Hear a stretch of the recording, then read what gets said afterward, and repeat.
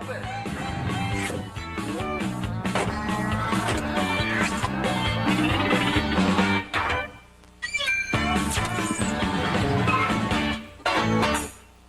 You know, not all of us were fortunate enough to grow up in Cleveland.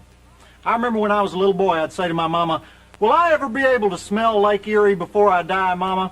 And she said, "We don't have the money for that. Not everyone can live in Cleveland." And so it wasn't until 1985 that I made it to Cleveland for the first time for the world premiere of my one-man show, because Cleveland was the only city that wanted to see my one-man show. And I've had a soft place in my heart for Cleveland ever since. Now, the reason I'm telling you all this is that for some reason, Cleveland has always had the weirdest local TV, the greatest radio comedians, the most bizarre late-night movie hosts. They love bad movies in Cleveland, by the way. They'll show stuff in Cleveland they won't show in the Philippines. And tonight, we're continuing with our month-long Horror Host Hall of Fame by honoring the man who started that whole Cleveland thing, the late-night movie host on Cleveland's WJW-TV Channel 8 from 1963 to 1966, and he has been a folk hero and a legend ever since. His real name is Ernie Anderson, and he's one of the top voice talents in America for the ABC network. You know, the voice that introduced the Love Boat? I won't try to do it here because he's in the Magic Castle here with me. It'd be embarrassing. But that Love Boat voice, that's Ernie. He started out in radio. He was the comedy partner of Tim Conway in his early days in Cleveland. But tonight we're going back to his horror heyday when he was so hot that kids in Cleveland dressed up like him at Halloween. They bought his sweatshirts. They drank out of mugs with his name on them. We've recreated his old set, and we've asked him to introduce tonight's movie on drive-in theater just exactly like he would have done it between 1963 and 1966. 1966 was the year when the local PTA finally put pressure on the station and ran him out of Cleveland. He was known for his wardrobe. He dressed like a cross between Maynard G. Krebs and the devil. He was known for his lingo. He invented words like kniff, which is think spelled backwards. And he had slogans that he used all the time like turn blue, which kids would do it literally. They'd hold their breath till they turned blue. And he was especially known for his jokes about Parma. Now, Parma is a Polish suburb of Cleveland where people wear bowling shoes to work. It's that kind of place. We'll be interviewing Ernie after the movie, but right now, from the Hepcat world of the early 60s, please welcome the great, the only, Ghoulardi.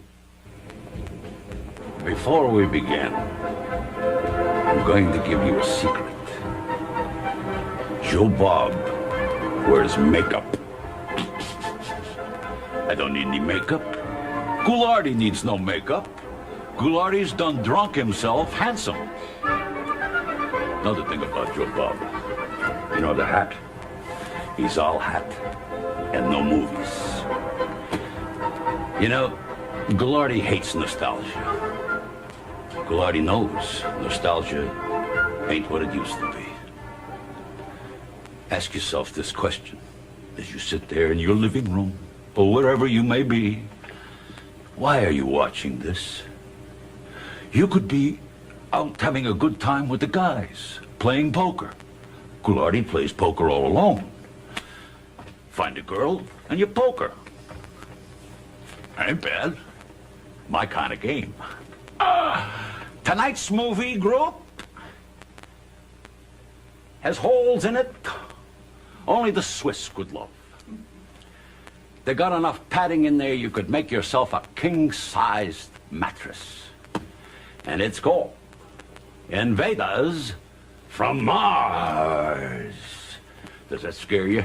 Meant to. I want to be scared. Why? Do I understand you to say that you have actually seen this movie? Don't mess with Ghoulardi's gig. I do a solo goofy goof. Oh, I'm sorry, Joe Bobby Bob. I'm sorry, you know, but Mr. Ghoulardi, sir. Yeah, you can call Ghoulardi king.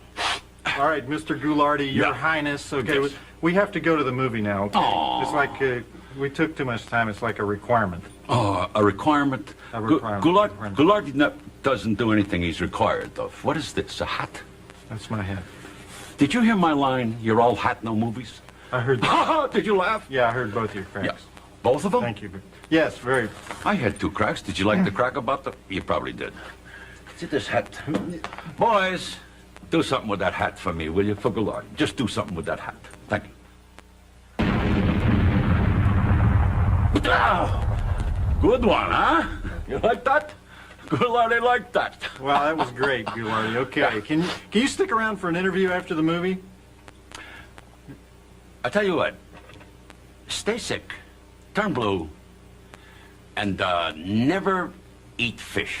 Do you have any short answers? He's a legend, believe me, he's a legend. You know, we don't have to get carried away with this stuff. Could I just get a wheelchair?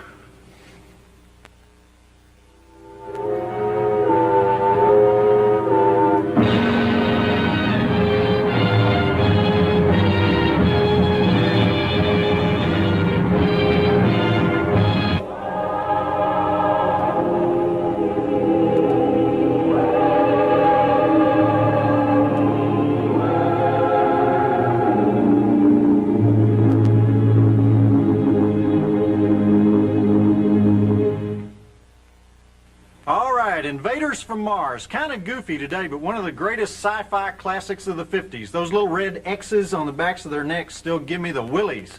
I could have done without the gay guys in leotards running around like giant green beans, but you know, it was the 50s. That's what they did instead of special effects. All right, Ernie Anderson is still here. Oh. Better known in Cleveland as the great Ghoulardi, late-night movie host at Channel 8 from 1963 to 1966. Ernie is our second guest on Horror Host Hall of Fame Month. We still have 2 to go. Next week it's John Stanley of Creature Features fame in San Francisco, show that ran for 14 years in the 70s and 80s. And then right before Halloween we'll have Elvira will be here with her 2 enormous talents. You've seen her, right? Arthritis. Okay. All right, Ernie. Wow. You've revealed your true self here. Yeah, No I know. beard. Yeah, I know. Okay. Ah.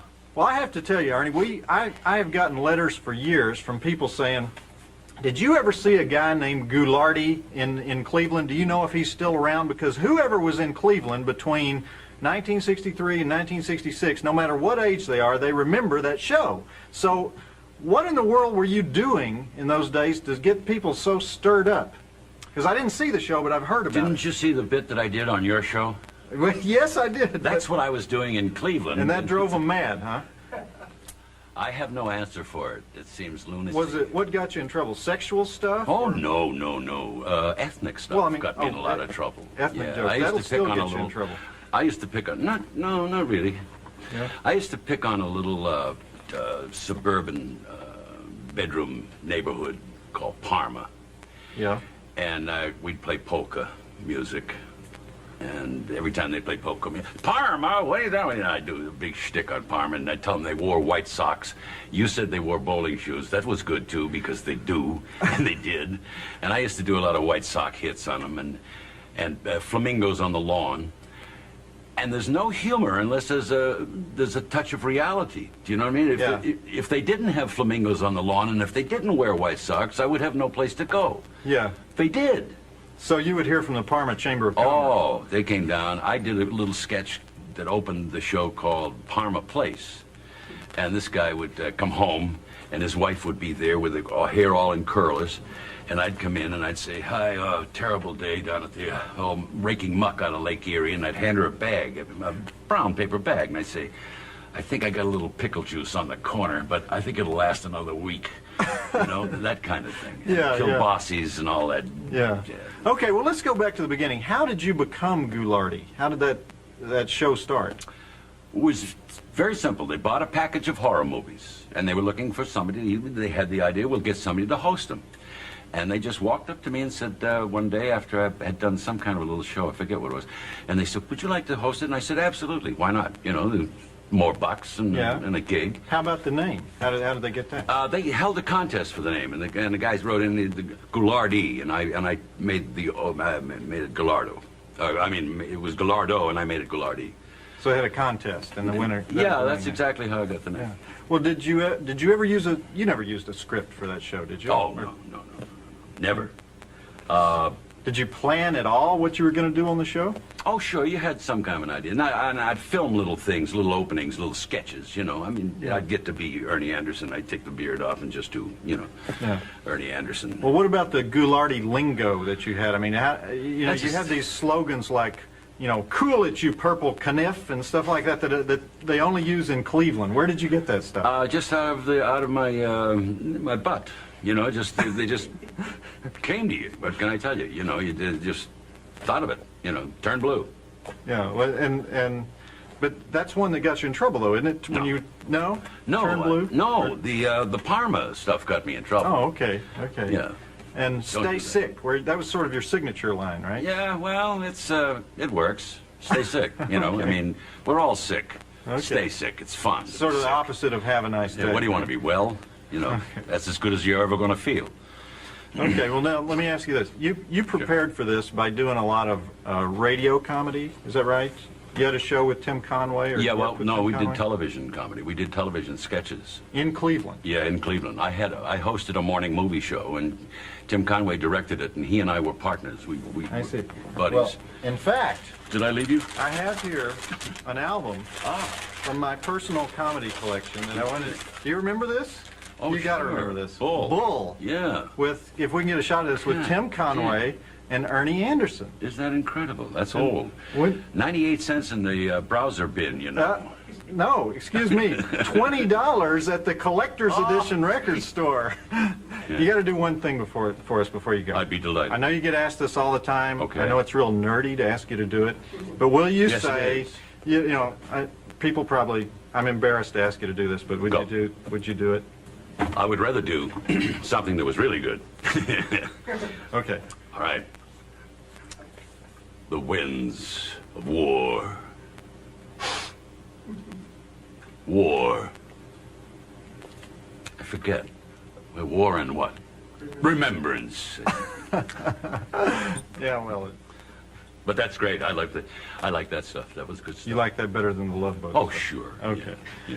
All right, you won't do it for us one time, please. just On the one time. Love Boat. In Thank Taco. you. Did Outstanding. you hear him talk over? All right, Ernie. I appreciate it. There's no timing at all. The drive-in theater audience appreciates you doing that. And I love the drive-in theater audience. Too. They're great people. We have one more movie tonight, Montenegro. Have you seen this movie? No.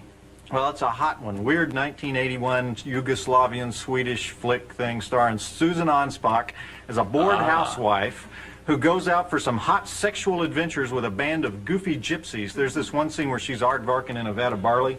Probably remember that. 3.5 stars. You should stick around for this one, Ernie. You'll enjoy in a this. vat of barley? Say something else, anything. I'd love to hear this man talk. Good night.